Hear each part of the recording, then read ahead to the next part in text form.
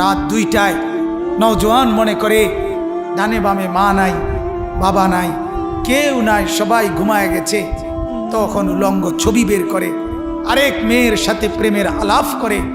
আর শাজিম থেকে আল্লাহ তাআলা তখন ডেকে বলে, আনিস, আমি কিন্তু জেগে আছি, আমি ঘুমাই নাই। সব ঘুমিয়েছে, আমি ঘুমাই নাই, আমি ঘুমাই না। যদি বলো আল্লাহ আপনি ঘুমান, আল্লাহ বলবে রাতের 2টায় যদি তুমি পেশাব করতে হয় আর যদি উঠতে হয়, আমি যদি ঘুমাই, তুমি বান্দা তোমার চোখ মেলে দিবে কে? চোখ আল্লাহ তাআলা বলে রাতের 3টা বাজে যদি কেউ ঘরে আসে তো মাকে আল্লাহ তাআলা বলে আমি ঘুমাই না। কারণ আল্লাহ তাআলা বলেন তখন দরজা খুলে দিতে হলে চোখ মেলতে হবে। আমি যদি ঘুমিয়ে থাকি চোখ মেলে দিবে কে? আরে বন্ধু, তোমরা তো সবাই জানো ঘুমের সময় আমরা যখন ঘুমাইতে যাই তখন তো ঘুম আসতে দেরি হয়। কিছুক্ষণ বিছানায় এপাশ ওপাশ করার পর মনের অজান্তেই ঘুম আসে আল্লাহর কুদরতে। সকালবেলা যদি এই ফজরের নামাজ না পড়ে আমরা যারা ঘুমায় থাকি, সকাল 8টা বাজে 7টা বাজে আমরা যখন উঠতে চাই, যদি আল্লাহ তাআলা নারাজ হয়ে বলে বান্দা ঠিক আছে এখন আমি আধা ঘন্টা চোখ মেলতে দিব না, তুমি চেষ্টা করো, আমি চোখ মেলবো না, কি হালাত হবে বন্ধু? কেমন হবে? তোমার চিৎকার দেখবে কে? তোমার চিৎকার দেখবে কে তখন? এজন্য আল্লাহ তাআলা বলেন আমি রব্বুল আলামিন, আমি আল্লাহ তাআলা অসংখ্য গুনাহ মাফ করে দেই। বলতেছিলাম জমিন বলে আল্লাহ ওরে উল্টায় দেই, ও ছবি দেখছে, ও নাচ দেখতেছে, উলঙ্গ দৃশ্য দেখতেছে, ও সুদ খাইতেছে, ও ঘুষ খাচ্ছে, ও অবৈধ ইনকাম করছে, ও জিনা করছে, ও ব্যভিচার করছে, এই মেয়েটা নর্তকীর মতো হাঁটছে, আল্লাহ ওরে উল্টায় দেই। আল্লাহ তাআলা ফেরেশতা বলে আল্লাহ ওরে মটকায়া দেই। তো আল্লাহ তাআলা বলে জমিন তুমি বানাইছো? জমিন বলে না আপনি বানাইছেন। আল্লাহ ফেরেশতাকে বলে ফেরেশতা তুমি বানাইছো? ফেরেশতা বলে না আপনি বানাইছেন। তো আরশে আজিম থেকে আল্লাহ তাআলা বলে শোনো, এক কুমার মাটির পাতিল যে বানায় সেও তো মাটির পাতিল নিজের হাতে বানাইয়া ভাঙতে চায় না। 9 মাস আমি নিজের হাতে মায়ের পেটে রেখে আমি যারে বানাইছি, আমি নাক লাগাইছি, চোখ লাগাইছি, 1 দিন 2 দিন না, 9 মাস আমি যারে বানাইলাম, আমার হাতে গড়লাম, আমার হাতে সাজাইলাম, আজ তাকে আমি কেমনে ধ্বংস করে দেই? কেমনে ধ্বংস?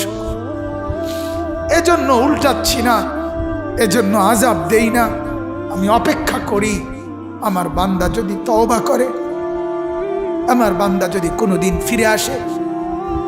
আল্লাহ তাআলা বলে আমার বান্দা তুমি যদি ফিরে আসো আমি 90 বছরের গুনাহ একসাথে মাফ করে দেব। আমি রাতের গুনাহ রাতেই মাফ করে দেব, দিনের গুনাহ দিনেই মাফ করে দেব। তুমি আইসো আমার কাছে, আমি মাফ করে দেব। এজন্য আমার ভাই আল্লাহ তাআলা বলেন আমি তো এমনিই মাফ করে দেই, সামান্য আযাব আর মুসিবত দেই, সেটা গুনার কারণে দেই। এজন্য গুনাহ ছেড়ে দেন, গুনাহ ছেড়ে দেন, গুনাহ ছেড়ে দেন। সুদের লেনদেন করবেন না। কেন সুদ খাবেন বাপ? কেন সুদ খাবেন? কেন সুদের লেনদেন করবেন? কেন কিস্তি নিবেন? কিস্তি আর সুদ তো বরাবর, কিস্তিও হারাম, সুদও হারাম, স্পষ্ট হারাম। আপনি শুধু এটা আমাকে উত্তর দেন, কুকুরের গোশত হালাল না হারাম? বলেন, সবাই বলেন, কে হারাম করছে? আবার বলেন, আবার বলেন, আবার বলেন। কুকুরের গোশত কেউ খায় আপনারা? তাইলে আল্লাহ যদি হারাম করে কুকুরের গোশত খান না, তাহলে আল্লাহ হারাম করার পরেও সুদ খান কেন? আর সুদ খাইলে কুত্তার গোশত খান না কেন? কথা বলেন না কেন?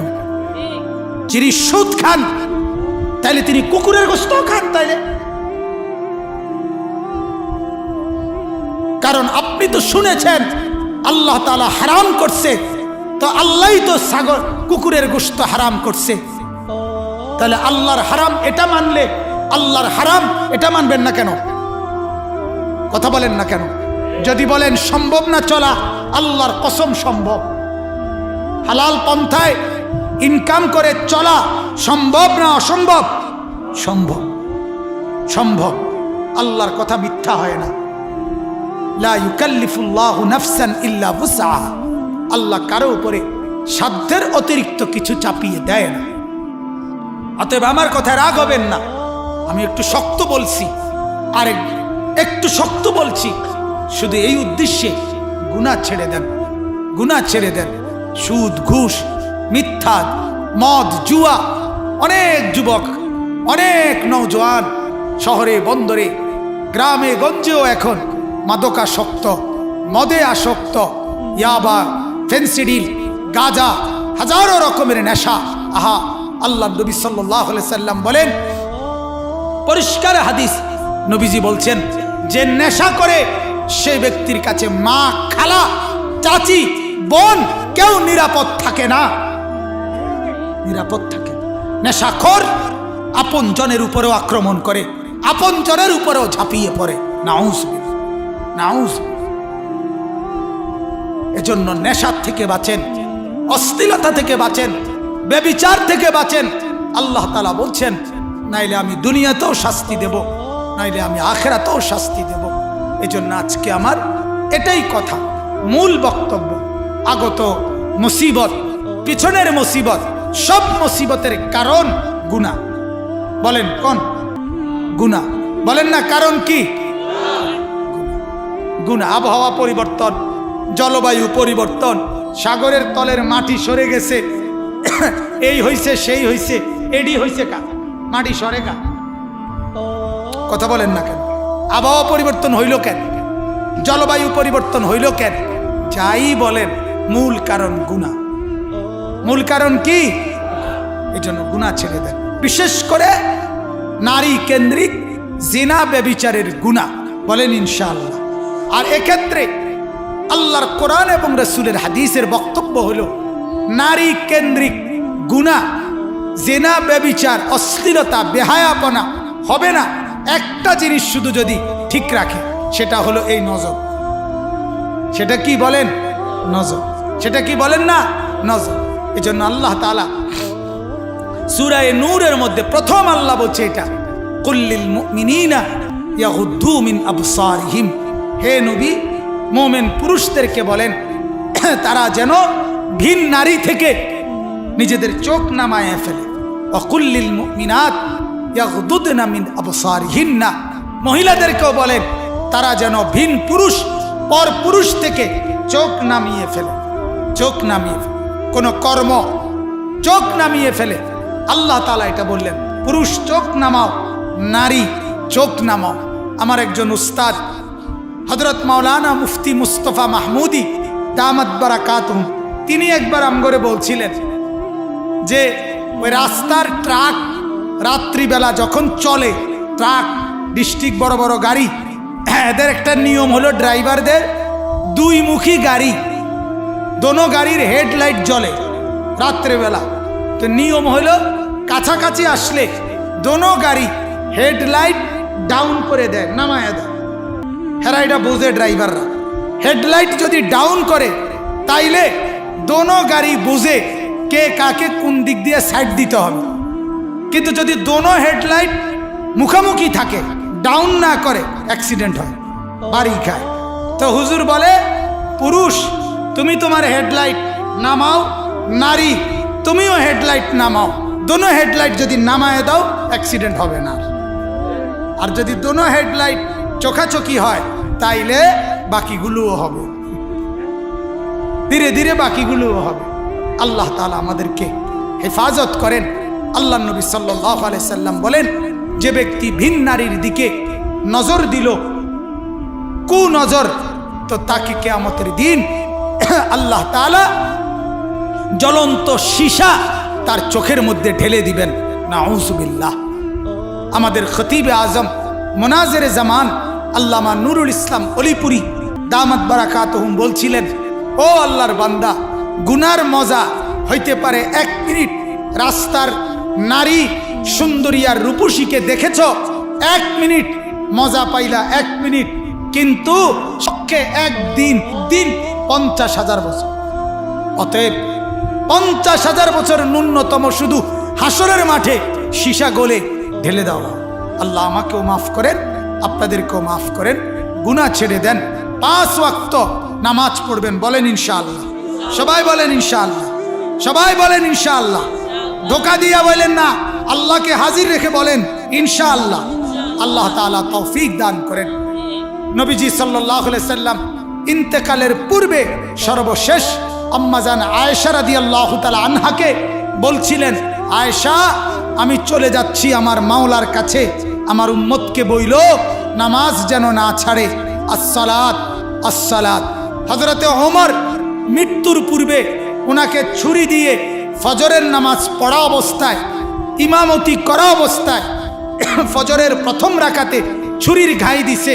হযরতে ওমর সরে গিয়ে পিছন থেকে সাহাবী আব্দুর রহমান ইবনে আউফকে টেনে ইমামের জায়গায় দাঁড় করাইয়া হযরতে ওমর বলছে, আব্দুর রহমান, আগে নামাজ শেষ করো, এরপরে আমাকে ধরবা। কাটা মুরগির মতো হযরতে ওমর পাশে তরফাইছে, কিন্তু সাহাবীরা আগে ফজরের নামাজ পড়ছে। এজন্য ওমর বলছে আগে নামাজ, আগে কি বলেন? নামাজ। হযরতে খুবাইব একজন সাহাবী, মক্কার কাফেররা ওনাকে ফাঁসিতে ঝুলাইছে, ঝুলাইবার আগে বলছে, খুবাইব শেষ ইচ্ছা কি? হযরতে খুবাইব বলে 2 রাকাত নামাজ।